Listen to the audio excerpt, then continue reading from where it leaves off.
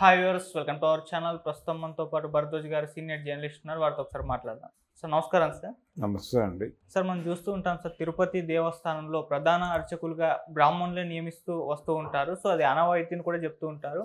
అయితే వేరే కులాల వారికి ఇలా ప్రధాన అర్చకులుగా చేసే వెసులుబాటు ఏమన్నా కల్పించారా? అటువంటి సందర్భాలు ఏమన్నా ఉన్నాయా? మరి ఉండే ఛాన్సెస్ ఏమన్నా ఉన్నాయా సార్? మీరేం చెప్తారు? ఎందుకు అంటారు? అంటే అర్చన అనేది బ్రాహ్మణులే ఎందుకు చేస్తున్నారు అనేది చాలా సందర్భాల్లో చాలామంది ఈ ప్రశ్నని లేవనెత్తిన పెద్దలు ఉన్నారు. అయితే ఆగమ శాస్త్రం తెలియటం అంటే మంత్రం అనేది అక్కడే ఉంది కాబట్టి, ఆ విద్య అక్కడే ఉంది కాబట్టి, ఆ కులంలోనే ఉంది కాబట్టి, వైదికం అనేది వైదికం, వేదం, మంత్రం ఇవన్నీ రిలేటెడ్ పదాలు కాబట్టి అక్కడే ఉంది ఆ విద్య కాబట్టి వాళ్ళే చేస్తూ వస్తున్నారు. ఎవరైనా నేర్చుకుని చేయవచ్చు కదా అనేటువంటి ఆలోచన కొంతమందికి గతంలో వచ్చిన మాట వాస్తవం. అంటే తిరుపతినేని రామస్వామి గారు ఒక ప్రయత్నం చేశారు. ఎవరి పెళ్ళిళ్ళు వాళ్ళే చేసుకుంటే పోతుంది కదా, వీళ్ళని పిలిచి పెళ్ళిళ్ళు ఇలాంటి వాటికి కూడా వాళ్ళే రావాలి కదా, పురోహితులే రావాలి, పురోహితులు అర్చకులు వాళ్ళే వచ్చి చెయ్యాలి అనేటువంటి ఒక పద్ధతి. దాన్ని బ్రేక్ చేయడానికి ఒక ప్రయత్నం చేశాడు ఆయన. ప్రయత్నం చేసి ఎవరైనా నేర్చుకుని చేయవచ్చు అనేది ఒక పద్ధతి. లేదు, మనం ఒక పద్ధతి డిజైన్ చేసుకుని ఆ పద్ధతిలో పెళ్ళిళ్ళు ఇలాంటి క్రతువులు చేసుకుందాం అనేది ఒక పద్ధతి. అలాగే ఏ కులాలు వెడుతున్నాయో అంటే ఇప్పుడు దళిత వాడల్లో పెట్టినటువంటి ఆలయాలకి దళిత అర్చకులనే పెట్టచ్చు అనేది ఒక పద్ధతి పాటించారు. దళిత గోవిందం అనేటువంటి కార్యక్రమంలో భాగంగా టిటిడి కూడా. అయితే అక్కడ జరిగేటువంటి క్రతువులు అన్నిటికీ వాళ్ళే అర్చకత్వం కూడా పౌరోహిత్యం కూడా వహిస్తారు. వాళ్ళని రకరకాల పేర్లతో పిలుస్తారు. ఇలా ఒక సెక్షన్ ఉంది ప్రతి కులంలోనూ, ఒక పూజారి సెక్షను. అంటే ఈ క్రతువులు చేయటానికి ఒక ప్రత్యేకమైన విభాగం ఉంది. అయితే అగ్రకులాలన్నీ కూడా బ్రాహ్మణ ఆధిపత్యాన్ని అంగీకరిస్తూ కొనసాగటం కనిపిస్తుంది.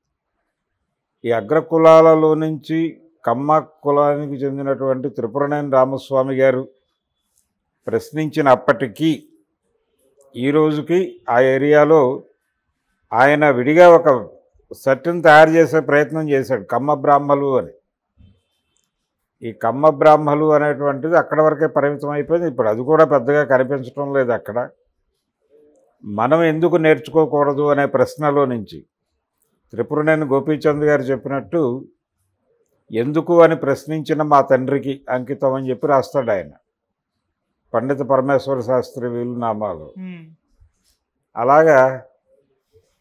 అలా ప్రశ్నించాడు ఆయన. అదొక పద్ధతి నడిచింది.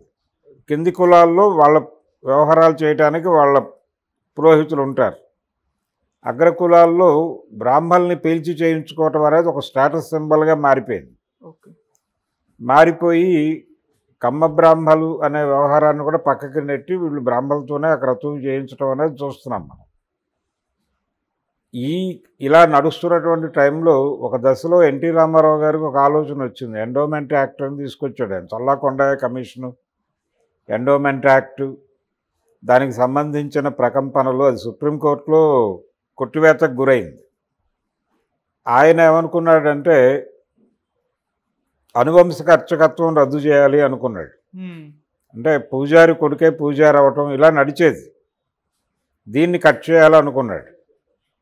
దీన్ని కట్ చేయాలి, అనువంశిక అర్చకత్వం రద్దు, అలాగే వీళ్ళకు కూడా రిటైర్మెంట్ పెట్టాలి, పింఛన్ ఇద్దాం, రిటైర్మెంట్ పెట్టి పింఛన్ ఇద్దాం, అలాగే రిక్రూట్మెంట్ కూడా ఒక బోర్డు నుంచి జరగాలి అనేది అనుకుని దీనికి ఒక ప్రామాణికత ఉండాలి. అంటే వేద విశ్వవిద్యాలయం అనేది ఒకటి ప్రారంభించి అన్ని కులాల వారికి అందులో అంటే రిజర్వేషన్ పద్ధతిలోనే సీట్లు కేటాయించి అన్ని కులాల వారికి వేదం నేర్పి వారి నుంచి అక్కడ ఉత్తీర్ణులైన వారితో అన్ని ఆలయాల్లోనూ అర్చన చేయించాలి ఇలా రిక్రూట్ అయిన వాళ్ళు ప్రమోషన్ కేటగిరీలో ప్రధాన అర్చకుడైనా కావచ్చు. ఒక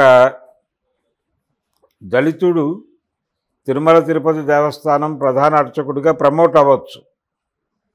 అలాంటి ఛాన్స్ ఏదైనా ఉంటుందా? అలాంటి చర్చలు జరిగినాయి. అయితే ఆయన ప్రస్తావించలేదు, కానీ దానిలో ఇది చేయటం ద్వారా అలాంటి అవకాశం ఏదైనా వచ్చే ఛాన్స్ ఉందా అన్న పద్ధతిలో ఆ రోజున చర్చ జరిగింది. ఎన్టీ రామారావు ముఖ్యమంత్రిగా ఉన్న రోజుల్లో ఆయన ఎండోమెంట్ యాక్ట్ తీసుకొచ్చినప్పుడు 87 నాకు తెలిసి. ఓకే. అయితే అప్పుడు యతిరాజరావు గారు ఎండోమెంట్ మినిస్టర్గా ఉన్నాడు. ఆయన కొంచెం ఇబ్బంది పడ్డాడు. అంటే రామారావు గారి ప్రతిపాదన అది సీఎంగా. ఆయన కొంత ఆయన్ని అంగీకరింపజేసే ప్రయత్నం చేశాడు, కానీ అది అవ్వలేదు. ఫైనల్గా ఆయన వెళ్ళి ఆ డ్రాఫ్ట్ అసెంబ్లీలో ప్రవేశపెట్టారు. అది కోర్టుకు వెళ్ళింది, హైకోర్టు, తర్వాత సుప్రీంకోర్టుకు వెళ్ళింది. అది వీగిపోయింది. అంటే అర్చక మండలే గెలిచింది, అర్చకులు గెలిచారు. ఎన్టీ రామారావు ఈ రిటైర్మెంట్ పెట్టి ఈ అనువంశక అర్చకత్వం రద్దు అని చెప్పినప్పుడు అలంపూర్లో, మహబూబ్నగర్ జిల్లా అలంపూర్లో జోగులాంబ గుడి చాలా ప్రసిద్ధి అక్కడ. అదే ఊళ్ళో నరసింహస్వామి ఆలయం కూడా ఉంది. అందులో నాకు గుర్తున్నంత వరకు భీమసేనాచార్య ఆయన పేరు, అర్చకుడు. ఆయన గర్భగుడిలో గంటకి ఉరేసుకుని చనిపోవటం జరిగింది. అంటే రిటైర్మెంట్ ఎలా పెడతారు మీరు అర్చకులకి అనేది ఒక ప్రశ్న. ఓకే. రెండోది అనువంశక అర్చకత్వాన్ని రద్దు చేయడానికి మీరెవరు అనేది. దీంతో అర్చక మండలి తీవ్రంగా రియాక్ట్ అయ్యి, ఎక్కడ గుళ్ళ మీదకి వస్తున్నారు వీళ్ళు, ప్రభుత్వానికి గుడికి సంబంధం ఏమిటి? ప్రతి ఆలయము ప్రభుత్వం నిర్మించలేదు, ఎవరో నిర్మించారు. నిర్మించిన వాళ్ళు దాని పోషణ కోసం ఏదో కొంత భూమి లేకపోతే మరొకటో ఒక ఆధారు ఏర్పాటు చేశారు. దాని ఆదాయంతో అది బతుకుతోంది. ఇక్కడ ప్రభుత్వం ఎంటర్ అవటం అనేది ఎందుకు జరుగుతోంది అంటే, మీరు హుండీ పెట్టినప్పుడు వసూళ్ళు ఉంటాయి కాబట్టి ఆ వసూళ్ళు వ్యవహారాలు చూడటానికి ఒక దేవాదాయ శాఖ అనేది ఎంటర్ అవుతోంది. అందుకని అసలు ఆదాయమే లేకుండా చేస్తే, ప్రజల నుంచి ఆదాయం లేకుండా చేసి, ఎవరైతే గుడి కట్టించిన దాతలు ఇచ్చినటువంటి ఇవి ఉన్నాయో, ఏర్పాటు చేసినటువంటి శాశ్వత నిధులు ఉన్నాయో వాటి నుంచి వినియోగం చేసి, ఈ ప్రజల నుంచి తీసుకునేటువంటి రోజువారీ వసూళ్ళు లేకుండా చేస్తే వాళ్ళకేం సంబంధం ఇక్కడికి రావడానికి, దేవాదాయ శాఖకి అనే ఉద్దేశంతో చాలా ఆలయాల్లో హుండీలు తీసి బయట పారేశారు. ఎన్టీ రామారావు గారి ఎండోమెంట్ యాక్ట్కి నిరసనగా. అదే టైంలో ప్రారంభమైంది చిలుకూరు బాలాజీ టెంపుల్లో ఆయన సౌందరరాజన్ గారు, ఆయన బ్రదర్, ఆయన హిందుస్థాన్ లెవర్లో పనిచేసేవాడు. సౌందరరాజన్ గారు అన్నగారు, ఆయన చాలా పెద్ద పోస్టులోనే ఉన్నాడు అక్కడ. ఆయన రాజీనామా చేసి వచ్చేసాడు ఇక్కడికి గుడి పరిరక్షణ కోసం. అలాగే ఈయన ఉస్మానియా యూనివర్సిటీలో పెద్ద పొజిషన్లోనే ఉన్నాడు సౌందరరాజన్. ఆయన కూడా రిజైన్ చేసి వచ్చేసాడు. వచ్చేసి ఈ హుండీ బయట వేసి, మేము ఏ రకమైనటువంటి ఇది తీసుకోము, ఇక్కడ ఏ టికెట్లు ఉండవు, ఎవరైనా సరే ముందు వచ్చిన వారికే దర్శనము చేసుకున్న తర్వాత ఎవరైనా సరే బయటికి వెళ్ళి కొబ్బరికాయ కొట్టి 2 చెప్పులు వాళ్ళే పట్టుకెళ్ళాలి, కానీ ఇక్కడ ఇవ్వాల్సిన అవసరం లేదు. అంటే ప్రజల నుంచి ఏ రకమైనటువంటి ఆదాయం ఆలయానికి లేదు అని చెప్పడం. ఇలా చెప్పడం ద్వారా దేవాదాయ శాఖని గుడిలోకి రాకుండా చేయటం అనే ఒక కార్యక్రమం చేశారు. ఓకే. ఇది చిలుకూరు భక్తి విప్లవం పేరుతో రకరకాల వ్యాసాలు వచ్చాయి అప్పట్లో. ఇలా చాలా ఆలయాల్లో జరిగింది. తర్వాత అర్చక మండలి ఇవన్నీ కోర్టులకు వెళ్ళారు. ఎండోమెంట్ యాక్ట్, రామారావు తీసుకొచ్చిన యాక్ట్కి వ్యతిరేకంగా చాలా చర్చ జరిగింది. ఈలోపు ఆయన చనిపోయారు, ఎన్టీఆర్. ఆ తర్వాత వైఎస్ టైంలో వైఎస్ రాజశేఖర రెడ్డి గారు ఎన్నికల ప్రచారం ప్రారంభించిందే చిలుకూరు నుంచి ఆయన ప్రారంభిస్తూ మిమ్మల్ని ఇబ్బంది పెడుతున్నటువంటి ఎండోమెంట్ యాక్ట్ రద్దు కోసం మీరు సుప్రీంకోర్టు వరకు వెళ్ళి ఫైట్ చేస్తున్నారు. మీకు సానుకూల నిర్ణయం వచ్చేందుకు ప్రభుత్వం వంతు నుంచి ప్రభుత్వం సహకరిస్తుంది మేము అధికారంలోకి వస్తే అని చెప్పాడు ఆ రోజు మీటింగ్లో. చెప్పి ఆయన అక్కడి నుంచి పాదయాత్ర ప్రారంభించాడు.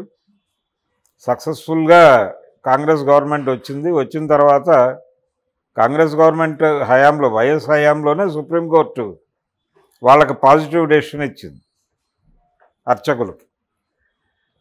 అలా అది వీగిపోయింది. అలా రకరకాల సందర్భాల్లో టీటీడీ అంటే తిరుమల లాంటి ఆలయాల్లో ఎవరినైనా అర్చకుడిగా నియమించవచ్చు అనేటువంటి ఆలోచన చాలా సందర్భాల్లో ముందుకొచ్చింది. ఇది ఆచరణకి జరిగిపోతుంది అనే మాట కూడా అనుకున్నారు. దాని మీద విస్తృతమైన చర్చలు జరిగినాయి, కానీ ఎప్పుడూ అది సానుకూల పడలేదు. ఒకటి ఇది చాలా సెన్సిటివ్ వ్యవహారం కూడా. ఈ సెన్సిటివ్ విషయం అందరూ యాక్సెప్ట్ చేసేది కూడా కాదు. ఇదేదో సమాజం మీద నిరసనగాను విప్లవంగాను భావించేటువంటి ప్రమాదం ఉంటుంది. ఇది విప్లవం కాదు, అందరికీ సమాన అవకాశాలు ఉన్నాయి కదా, దేవుడి సృష్టిలో అందరూ ఒకటే కాబట్టి ఎవరికైనా అవకాశం కల్పించవచ్చు కదా అని మాట్లాడినా అంగీకరించే పరిస్థితులు లేనప్పుడు, ఉన్న పరిస్థితుల్లో ఉన్నటువంటి ప్రజాభిప్రాయానికి అనుకూలంగా, మనోభావాలకు అనుగుణంగా, ముఖ్యంగా మనోభావాలకు అనుగుణంగా నడుచుకుంటూ ముందుకెళ్ళకపోతే లేనిపోని ఇబ్బందులు కొని తెచ్చుకున్నట్టు అవుతుంది అనే ఉద్దేశంతో అదే పద్ధతి కొనసాగుతుంది. రమణ దీక్షితులు గారో లేకపోతే మరొక దీక్షితులు గారో, వీళ్ళే వేణుగోపాల దీక్షితులు గారో వీరే ఉంటారు జనరల్గా. టీటీడీ ఈవోగా కూడా సాధ్యమైనంత వరకు బ్రాహ్మణులనే తీసుకునేటువంటి ప్రయత్నం జరుగుతుంది. అలాగే టీటీడీ చైర్మన్గా మాత్రం ఇతర కులాల వాళ్ళని తీసుకున్నప్పటికీ, అంటే కొన్ని సందర్భాల్లో ఒకసారి ఎప్పుడో నాగిరెడ్డి గారు కూడా చేశాడు, విజయ నాగిరెడ్డి.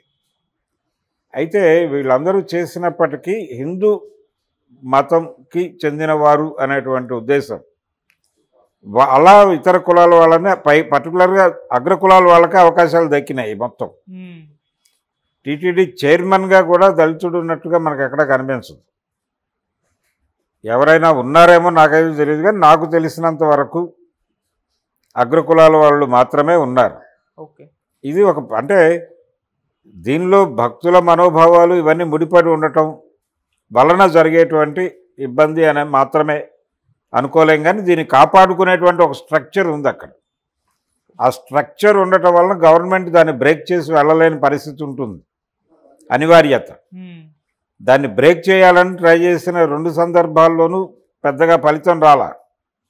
ముఖ్యంగా ఎండోమెంట్ యాక్ట్ విషయంలో ఎన్టీ రామారావు గారు కొంత వ్యతిరేకత తీవ్ర స్థాయిలోనే ఎదుర్కొన్నాడు. ఆయన అంటే యతిరాజారావు గారి అబ్బాయి, ఆయన మరణానంతరం ఆయన అబ్బాయితో, ఆయన కుమారుడు వరంగల్లో ఉంటాడు, ఆయనతో ఎప్పుడో మాట్లాడినప్పుడు ఆయన ప్రైవేట్ టాక్లో ఒక మాట అన్నారు,